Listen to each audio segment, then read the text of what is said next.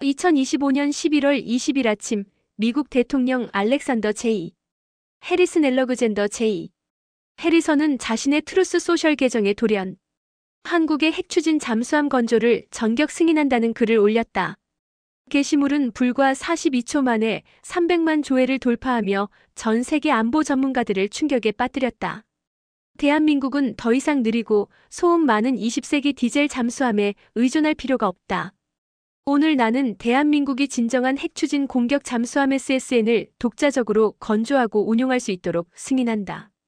이는 동북아의 힘의 균형을 바로잡는 역사적 결정이다. 해리슨 대통령은 단서 하나를 달았다. 첫 내척은 미국 버지니아주 뉴포트 뉴스 조선소에서 공동 건조하며 원자로와 고농축 우라늄 HEU 공급은 미국이 전적으로 관리한다는 내용이었다. 이는 사실상 미국이 핵심 기술과 핵연료 통제권을 놓지 않겠다는 뜻으로 해석됐다. 이 발표는 불과 14시간 전인 11월 19일 저녁 워싱턴 DC에서 열린 한미 정상회담 모두 발언에서 시작된 드라마의 대미였다. 백악관 이스트룸 조명 아래 선 대한민국 대통령 강윤석 당시 57세은 단호한 표정으로 마이크를 잡았다. 북한은 이미 SLBM 탑재 가능한 5,000톤급 잠수함을 7척 보유하고 있으며 중국은 2027년까지 핵추진 공격 잠수함을 30척 이상 배치할 계획입니다. 우리 해군은 3,000톤급 디젤 잠수함 18척으로 이들을 상대해야 하는 현실입니다. 수중작전 지속시간이 3주에 불과한 디젤 잠수함으로는 태평양 한복판까지 나가서 적의 전략 잠수함을 추적할 수 없습니다. 대통령 각하, 핵추진 잠수함의 심장인 고농축 우라늄 공급을 결단해 주십시오. 강 대통령의 공개 요구는 청중을 얼어붙게 만들었다. 미국 측 브리핑룸에 있던 기자들은 숨을 죽였다. 핵추진 잠수함 기술과 HEU는 미국이 70년간 단 한 번도 동맹국에 넘겨주지 않은 금단의 영역이었다. 유일한 예외는 1958년 체결된 미영 상호방 위협정으로 기술을 공유한 영국뿐이었다. 심지어 오커스 AUKUS 협정에서도 호주는 미국제 버지니아급 잠수함을 구매하는 형태로만 참여하고 원자로 설계도조차 받지 못하는 상황이었다. 그런데 강윤석 대통령은 전 세계 생중계되는 자리에서 핵연료 공급을 공개 요구한 것이다. 해리슨 대통령은 잠시 눈을 감았다가 미소를 지으며 대답했다. 강 대통령님, 매우 용기 있는 제안입니다. 저도 동의합니다. 대한민국은 더 이상 받는 동맹이 아니라 주는 동맹이 될 자격이 있습니다. 구체적인 답변은 오늘 밤 늦게나 내일 아침쯤 드리겠습니다. 그리고 정확히 14시간 뒤 트루스 소셜이 터졌다. 해리슨 대통령의 발표 직후 청와대는 긴급 대변인 브리핑을 열었다. 미국 대통령의 발표는 대한민국 안보 역사상 가장 중대한 전환점입니다. 우리는 이제 명실상부한 블루워터 네이비원 양해군의 문턱에 섰습니다. 첫 내척은 미국 뉴포트 뉴스에서 건조되지만 5번째 함정부터는 울산 현대중공업과 대우조선해양이 주도적으로 건조하며 2038년까지 총 12척의 9,000톤급 핵추진 공격 잠수함을 보유하게 됩니다. 기자들이 쏟아낸 질문은 대부분 하나로 귀결됐다.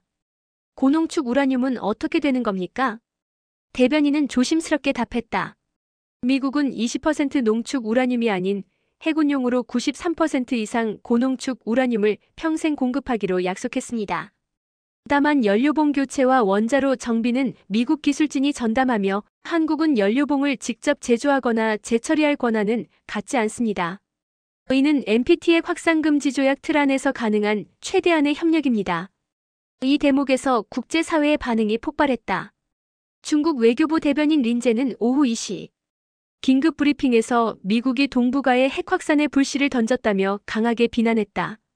동시에는 사설에서 한국이 핵무기 보유 야욕을 드러냈다고 주장했다.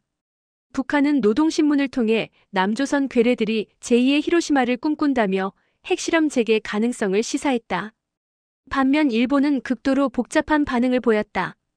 기시다 후미카제 총리는 한반도 비핵화 원칙을 훼손하는 결정이라며 유감을 표했지만 동시에 방위성 간부는 비공식적으로 한국이 SSN을 가지면 일본도 더 이상 미국에만 의존할 수 없다며 자위대 내 핵추진 잠수함 도입 논의 재개를 검토하고 있다고 전해졌다. 워싱턴 의회는 이미 난리가 났다. 상원군사위원회 공화당 간사인 제이크 홉킨스 의원은 대통령이 의회 동의 없이 HEU를 해외에 제공하겠다는 것은 헌법 유린이라며 즉각 탄핵 카드를 꺼내 들었다. 반면 민주당의 진보 강경파 엘리자베스 최 의원 한국계은 냉전이 끝난 지 35년 만에 처음으로 미국이 동맹국에 진정한 해고산을 제공한 역사적 순간이라며 환영했다. 핵 추진 잠수함의 핵심은 결국 고농축 우라늄이었다. 디젤 잠수함은 배터리로 움직이다가 공기를 마시러 스노클링 떠올라야 하지만 핵 추진 잠수함은 수개월간 수중에서 작전이 가능하다. 속도도 30노트 시속 55km 이상으로 디젤 잠수함 최대 20노트의 2배에 달한다. 소음도 훨씬 적다. 즉 북한의 탄도미사일 잠수함 SSB를 끝까지 추적해 격침할 수 있는 유일한 플랫폼인 셈이다. 강윤석 대통령은 취임 이후 전략적 모호성의 종말을 선언하며 미국이 제공하는 확장 억제 핵 우산과 실질적으로 작동하지 않는다고 수차례 비판해왔다. 실제로 2024년 북한이 7차 핵실험을 강행했을 때 미국은 전략자산 전개 외에 실질적 대응을 하지 못했다. 그래서 강 대통령은 작심하고 핵 추진 잠수함 카드를 꺼냈다. 그가 요구한 것은 단순한 무기 도입이 아니었다. 미국이 70년간 단 한 번도 허락하지 않은 핵연료 주권의 일부였다. 비록 연료봉 재처리 권한은 없지만 미국이 평생 HEU를 공급하고 원자로 기술을 공유한다는 것 자체가 혁명적이었다. 해리슨 대통령이 왜 이런 초강수를 둔 것일까? 백악관 내부 소식통에 따르면 해리슨은 재선 캠페인 중 중국은 2035년까지 해군 전력을 500척으로 늘린다. 우리는 동맹국을 무장시켜야 한다는 주장을 반복해왔다. 특히 한국의 조선 기술력은 세계 최고 수준이다. 현대중공업은 이미 영국이 건조 중인 드레드노트급 전략 잠수함의 압력 선체 일부를 수주한 상태였다. 즉 미국은 한국을 핵추진 잠수함 생산 기지로 만들려는 전략이었다. 첫 4척은 미국에서 건조하지만 이후 8척은 한국이 주도적으로 건조하고 미국은 원자로만 제공하는 형태다. 이는 미국 조선소의 일감 부족 문제를 해결하고 동시에 한국을 중국 견제의 최전선에 세우는 일석이조의 전략이었다. 2025년 11월 20일 이날은 대한민국 해군이 1948년 창설된 이후 가장 중대한 날로 기록될 것이다. 강윤석 대통령은 오후 6시 청빌대 춘추관에서 대국민 담화를 발표했다. 우리 세대는 선택의 기로에 섰습니다. 영원한 피동적 동맹으로 남을 것인가 아니면 스스로 운명을 결정하는 주권국가로 나아갈 것인가. 저는 후자를 선택했습니다. 우리의 자식들이 더 이상 미국이 지켜줄 것이라는 막연한 믿음에 목숨을 걸지 않도록 우리가 직접 지킬 수 있는 힘을 갖추겠습니다.